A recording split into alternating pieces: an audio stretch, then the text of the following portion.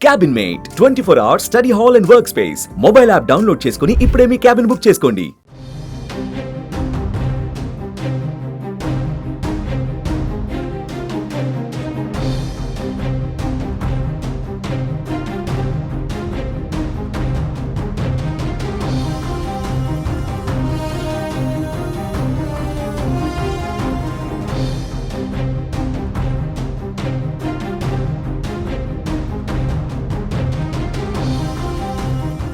జమ్మూ కాశ్మీర్ అనంతనాగ్ జిల్లాలో ఉగ్రదాడికి పాల్పడిన ముష్కర్లను గుర్తించే పనిలో నిఘా వర్గాలు నిమగ్నమయ్యాయి.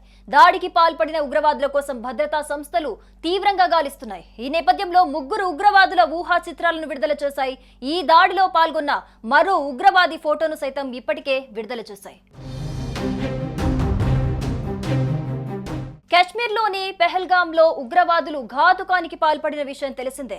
మినీ స్విట్జర్లాండ్ గా పేరొందిన బైసరన్ ప్రాంతంలో ప్రకృతి అందాలను ఆస్వాదిస్తున్న పర్యాటకులపై అడవిలో నుంచి హఠాత్తుగా ప్రత్యక్షమైన ఉగ్రవాదులు విచక్షణారహితంగా కాల్పులు జరిపారు. మహిళలు, పిల్లలను వదిలిపెట్టి కంటికి కనిపించిన పురుషులను కాల్చుకుంటూ పోయారు. ఈ దాడిలో సుమారు 28 మంది టూరిస్టులు ప్రాణాలు కోల్పోయారు. ఈ క్రమంలో దాడికి పాల్పడిన ఉగ్రవాదుల కోసం భద్రతా సంస్థలు తీవ్రంగా గాలిస్తున్నాయి. ఈ నేపథ్యంలో వారిని పట్టుకునేందుకు ముష్కరుల ఊహా చిత్రాలను ఏజెన్సీలు తాజాగా విడుదల చేశాయి. 3 ఉగ్రవాదులకు సంబంధించిన ఫోటోలను విడుదల చేశాయి. ఉగ్రవాదులను హతమార్చేందుకు, ఆ భయంకర దాడి వెనుక ఉన్న క్రూరమైన ప్రణాళికను వెలికి తీసేందుకు భద్రతా సంస్థలు అన్ని విధాలుగా ప్రయత్నిస్తున్నాయి. పాకిస్తాన్ కు చెందిన లష్కర్-ఏ-తోయిబా అనుబంధ సంస్థ రెసిస్టెంట్ ఫ్రంట్ ఉగ్రదాడికి బాధ్యత వహించింది. ఉగ్రవాదులను పట్టుకునేందుకు ఈ స్కెచ్లు కీలకం కానున్నాయి. జమ్మూ కాశ్మీర్లో ఉన్న స్థానికులు ఎవరైనా ఇందులో కనిపిస్తున్న వారి ఆచూకీ తెలపాలని పోలీసులు కోరారు. ఇక పహల్గాం ఉగ్రవాద దాడిలో దాదాపు 8 నుంచి 10 మంది ఉగ్రవాదులు పాల్గొన్నట్లుగా సమాచారం అందుతోంది. 5 నుంచి 7 మంది ఉగ్రవాదులు పాకిస్తాన్ కు చెందిన వారని అనుమానిస్తున్నట్లు తెలుస్తోంది. దాడి చేసింది తామేనని ది రెసిస్టెంట్ ఫ్రంట్ ప్రకటించింది. ఇక ఈ ఉగ్రవాదులంతా కేవలం పురుషులకు మాత్రమే టార్గెట్ చేసుకున్నారు. మహిళలు, పిల్లల్ని ఏమీ చేయలేదు. వారి జోలికి కూడా రాలేదు. ఒకవేళ అడ్డొచ్చినా ఏమీ చేయలేదు. ఇక ముస్లిమా కాదా అని వివరాలు అడిగి తెలుసుకున్నాకే కాల్చారు.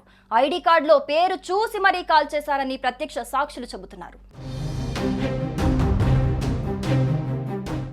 మరోవైపు కాశ్మీర్లో కేంద్ర హోంమంత్రి అమిత్ షా సందర్శించారు. ఈ దాడిని ఉగ్రదాడికి సంబంధించిన మృతులకు శ్రీనగర్ కాలనీలో నివాళులర్పించారు. ఈ సందర్భంగా బాధిత కుటుంబాలతో మాట్లాడైతే ఓదార్చారు అమిత్ షా. వారికి అన్ని విధాల సహాయ సహకారాలు అందిస్తామని కూడా హామీ ఇచ్చారు. అంతేకాదు ఘటన ప్రాంతాన్ని కూడా సందర్శించారు. ఇక బాధిత కుటుంబాలకు జమ్మూ కాశ్మీర్ పరిహారం ప్రకటించింది. మృతుల కుటుంబాలకు 10 లక్షలు, తీవ్రంగా గాయపడిన వారికి 2 లక్షల చొప్పున సాయం ప్రకటించింది.